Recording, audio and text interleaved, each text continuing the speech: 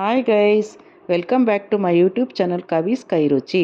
ಇವತ್ತು ನಾನು soya ಚಂಗಲ್ಲಿ cutlet ಹೇಗೆ ಮಾಡೋದು ಅಂತ ತೋರಿಸ್ತಾ ಇದ್ದೀನಿ.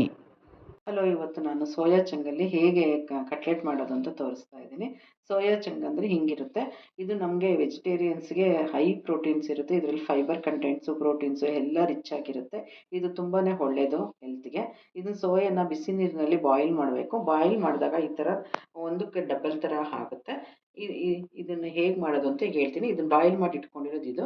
ನೆಕ್ಸ್ಟ್ ಇದಕ್ಕೆ ಏನೇನು ಬೇಕು ಅಂತಂದರೆ ಅಕ್ಕಿ ಹಿಟ್ಟು ಸ್ವಲ್ಪ ಬೇಕು, ಮತ್ತು ಇದನ್ನು ಹೆಸರು ಕಾಳು ಗ್ರೀನ್ ಗ್ರಾಮು, ಇದನ್ನು ಅಷ್ಟೇ. ಇದರಲ್ಲಿ ತುಂಬ ಪ್ರೋಟೀನ್ಸ್ ಇರುತ್ತೆ. ಇದನ್ನು ನಾನು ಒನ್ ಡೇ ಬೆಳಗ್ಗೆ ಸಂಧ್ಯಾ ರಾತ್ರಿವರೆಗೂ ನೀರಲ್ಲಿ ನೆನೆಸಿದ್ದೀನಿ. ಅಕಸ್ಮಾತ್ ಇದು ಸ್ಪ್ರೌಟ್ ಬಂದರೂ ಓಕೆನೆ, ಇಲ್ಲ ಅಂದರೂ ಹೀಗೇನು ಡೈರೆಕ್ಟಾಗೂ ತೊಗೋಬೋದು. ಇದು ತುಂಬ ಒಳ್ಳೆಯದು.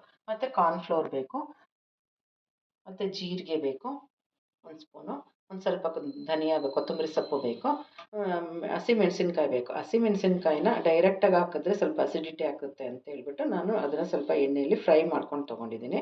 ಮತ್ತು ಹಸಿ ಶುಂಠಿ, ಮತ್ತು ಗಾರ್ಲಿಕ್ಕು, ಬೆಳ್ಳುಳ್ಳಿ, ಸ್ವಲ್ಪ ಸಾಲ್ಟ್. ಈ ಮಿಕ್ಸಿ ಜಾರ್ಗೆ ಹೆಸರು ಕಾಳು ಗ್ರೀನ್ ಗ್ರಾಮ್ಸನ್ನ 1 ಬೌಲ್ ಅಷ್ಟು ಹಾಕ್ತಾಯಿದ್ದೀನಿ. ಇದನ್ನು ಪೇಸ್ಟ್ ಮಾಡ್ಕೋಬೇಕು. ನೆಕ್ಸ್ಟ್ 1 ಸ್ಪೂನ್ ಜೀರಿಗೆ ಹಾಕ್ತೀನಿ, ಕೊತ್ತಂಬರಿ ಸೊಪ್ಪು ಹಾಕ್ತಾಯಿದ್ದೀನಿ,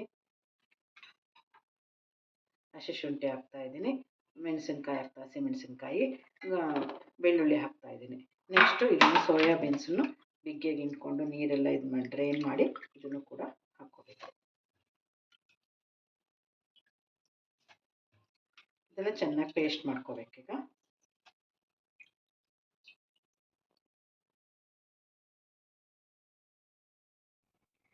ಕಾರ್ನ್ಫ್ಲವರು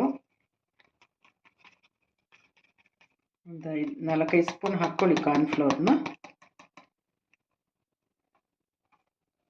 ಒಂದು ಬಟ್ಲು ಹಿಟ್ಟು ಬೇಕಾ, ಅಕ್ಕಿ ಹಿಟ್ಟು, ಇದೆರಡು ಎಲ್ಲದನ್ನು ಹಾಕ್ಕೊಂಡು ಚೆನ್ನಾಗಿ ಇದನ್ನು ಮಿಕ್ಸ್ ಮಾಡ್ಕೊಳ್ಳಿ. ಅಕ್ಕಿ ಹಿಟ್ಟು ನೋಡ್ಕೊಂಡು ಹಾಕ್ಕೊಳ್ಳಿ.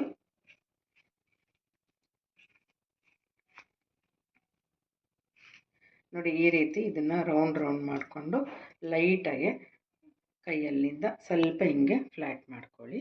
ಫ್ಲ್ಯಾಟ್ ಮಾಡಿಕೊಂಡು ಶಾಲೋ ಫ್ರೈ ಮಾಡ್ಕೋಬೇಕು. ಪ್ಯಾನ್ ಕಾಯಕ್ಕಿಟ್ಟಿದ್ದೀನಿ. ಇದಕ್ಕೆ 1 ಸ್ಪೂನ್ ಎಣ್ಣೆ ಹಾಕ್ತಾಯಿದ್ದೀನಿ. ಇದನ್ನು ಮೇಲಿಂದ 1 ಸ್ಪೂನ್ ಎಣ್ಣೆ ಹಾಕ್ತಾಯಿದ್ದೀನಿ.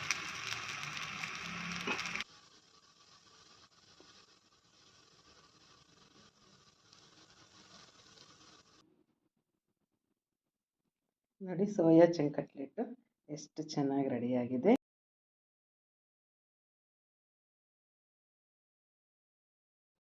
ಇದೇ ರೀತಿ ಮನೇಲಿ ಟ್ರೈ ಮಾಡಿ ಹೇಗಿದೆ ಅಂತ ಕಮೆಂಟಲ್ಲಿ ತಿಳಿಸಿ.